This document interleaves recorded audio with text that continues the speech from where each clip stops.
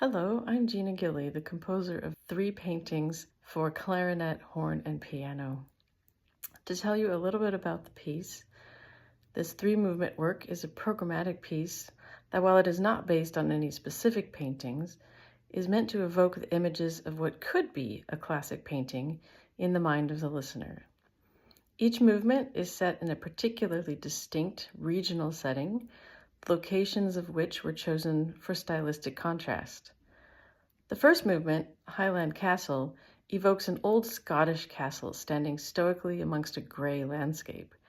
The castle is no longer occupied, but observers can imagine the revelry and energetic Celtic music that might have once animated the scene. The horn begins by playing into a piano with a depressed damper pedal, thus causing sympathetic vibrations to sound like an echo that can be heard across the landscape.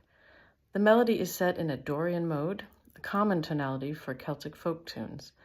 While the melody is original, it is meant to sound like it could be an old tune from centuries ago. Recollections of festivities past are conjured as the tempo picks up into a dance with a lopsided 6+4/8 meter. Lavender Fields evokes images of pastoral fields in France, where the purple flowers stretch down puffy rows and the pace of life feels slower. Set in the style of French Impressionistic music and specifically influenced by Fernand de Crook, this movement encourages the listener to bask in the wash of lovely sound and lush harmonies. Clarinet rag is influenced by a very American style of music from the early 1900s, ragtime. The movement was written while the composer was visiting her in-laws in Conneaut, Ohio. The feeling of Americana inspired the style of this movement.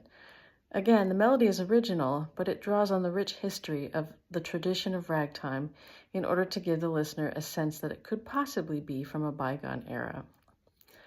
I'm thrilled that Juventus is performing this work, and I hope that you enjoy it.